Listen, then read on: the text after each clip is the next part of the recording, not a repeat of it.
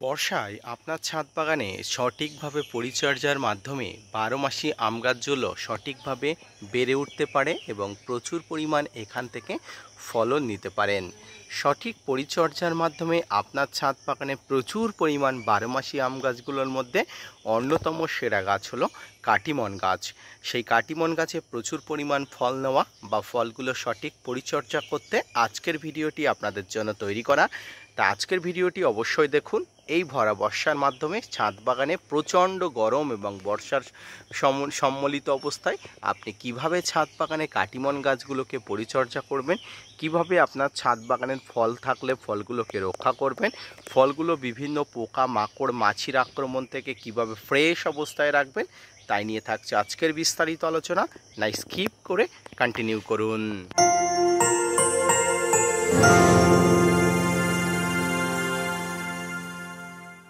বারোমাসি আমের মধ্যে সেরা একটি জাত হলো কাটিমন। আর কাটিমনের স্বাদ মিষ্টতার দিক থেকে সেরা একটি জাত। তাই প্রত্যেকটি ছাদ বাগানি বারোমাসি আমের মধ্যে কাটিমন চারাকে বেশি প্রাধান্য দিয়ে রাখে।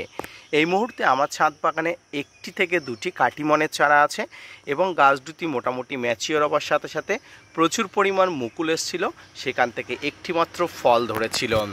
সেই ফলটি বর্তমানে হারভেস্ট করার মতো উপযোগী হলেও এখনও পর্যন্ত পাক ধরেনি। তাই ফলটি কিন্তু প্রোটেকশান দিয়ে অবশ্যই রেখে দেওয়া হয়েছে। যাদের ছাদ বাগানে প্রচুর পরিমাণ কাটিমন আছে, সেই কাটিমন গাছগুলোকে আপনারা কীভাবে পরিচর্যা করবেন, এই সময় আদৌ কোনো খাবার দেওয়া যাবে কিনা, গাছ কাটাই ছাঁটাই করা যাবে কিনা, আসুন এবার জেনে নিন। প্রথমেই বলি, কাটিমন গাছ হলো বারোমাসি গাছ। এটি সিজনাল গাছের মতো গাছ নয়, তাই এটিকে যখন তখন প্রুন করা যায় না।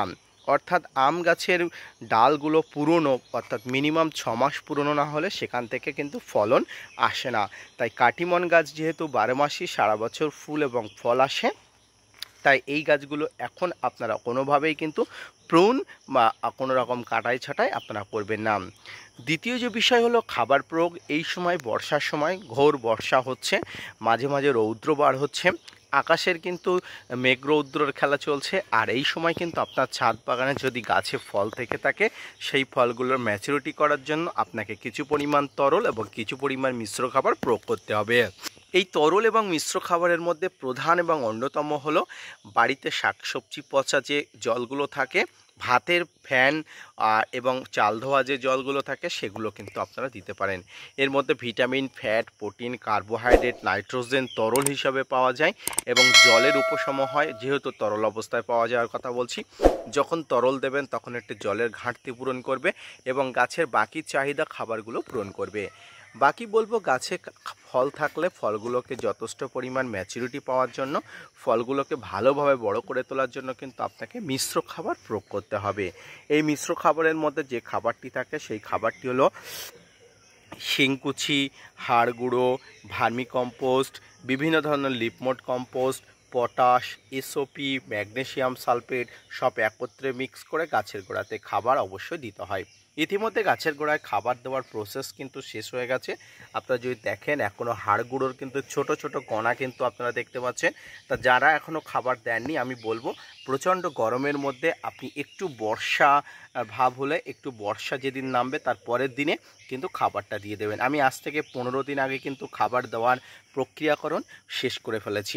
এবারে যেটা করতে হবে, যাদের গাছে প্রচুর ফল আছে, যেহেতু আমার গাছটি ছোট একদম এবং একটি মাত্র ফল আছে, এই ফলগুলোকে কিভাবে প্রোটেকশান দেবেন। দেখুন, আমার ছাদ বাগানের আমটি যদি আপনারা দেখেন, দেখবেন একদম ফ্রেশ একটি আম, একদম ফ্রেশ একটি আম। কারণ এর গায়ে কোনো দাগ নেই। এর একটাই কারণ হলো প্রোটেকশান দেওয়া। প্রোটেকশান দেওয়া মানে এই যে ফলগুলোতে এক ধরনের ডাঁশ মাছি, অর্থাৎ মাছি এসে বসে, যে মাছিগুলো এখানে ছিদ্র করে ভিতরে লার্ভা ঢেলে দেয় এবং লার্ভাগুলো বড় হওয়ার সঙ্গে সঙ্গে ভিতরের শাঁসগুলো খেয়ে নিয়ে কিন্তু ফলটি নষ্ট করে দেয়। তাই এই ধরনের ফল হলে অবশ্যই এই ধরনের পলিথিন আপনারা প্রোটেকশান ব্যবস্থার জন্য অবশ্যই রেখে দেবেন। পলিথিন না পেলে বাজারে অনেক ধরনের প্রোটেকশান পেপার পাওয়া যায়, সেগুলোও কিন্তু নিয়ে কিন্তু ফলগুলো ঢেকে দেবেন এবং প্রত্যেকটি প্রোটেকশান ব্যবস্থার সঙ্গে কিন্তু একটি করে ছিদ্র রাখবেন। দেখুন একটি ছিদ্র আছে যেখান থেকে বাইরের হাওয়া বাতাস কিন্তু ওর ভিতরে যেতে পারবে। এইভাবে কিন্তু ফলগুলোকে প্রোটেকশান করা হয়। এবার আসি সামগ্রিকভাবে গাছের পাতাতে অর্থাৎ গাছের রান্নাঘরের প্রোটেকশান। আমরা জানি আমরা বাড়িতে রান্না করার সময় আমাদের রান্নাঘরে যাবতীয় সব প্রয়োজনীয় জিনিসপত্র থাকে যেখান থেকে আমরা জিনিসপত্র নিয়ে রান্না করতে পারি। ঠিক তেমনি গাছের পাতা হলো গাছের রান্নাঘর। মাটি থেকে জল, সূর্য থেকে শক্তি এবং বাতাস থেকে কার্বন ডাইঅক্সাইড নিয়ে গাছের পাতা কিন্তু খাবার তৈরি করে, সেই খাবার কিন্তু গাছের সামগ্রিক অংশে পৌঁছে দেয়। তাই রান্নাঘরকে প্রোটেকশান করতে হবে, সুরক্ষা ব্যবস্থা করতে হবে।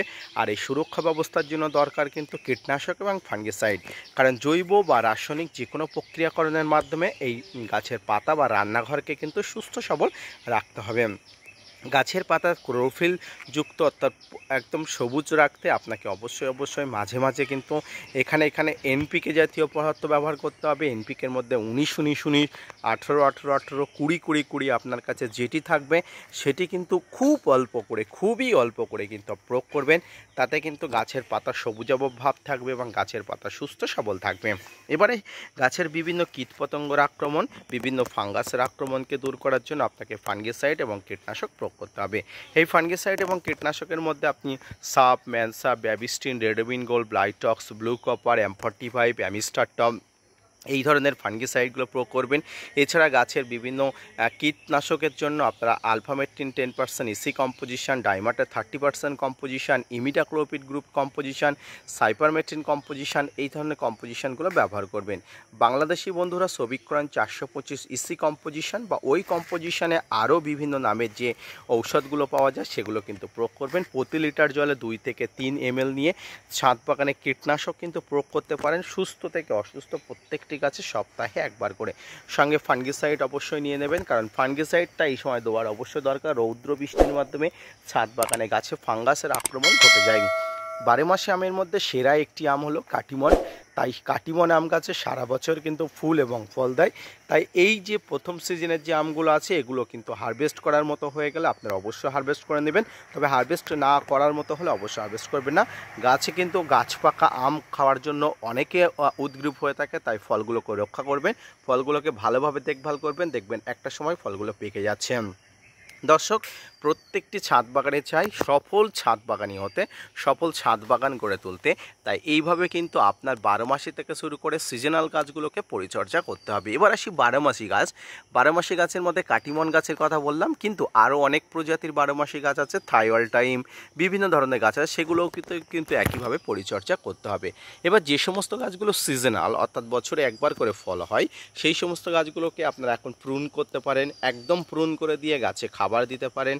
তাতে কি হবে, আগামী সিজনের আগে কিন্তু গাছগুলো সুস্থ সবল হয়ে উঠবে, ডালপালা ঝাঁকড়িয়ে উঠবে এবং গাছ কিন্তু স্বাভাবিকভাবে বেড়ে উঠবে, ফুল ফল হওয়ার জন্য উপযুক্ত হয়ে উঠবে।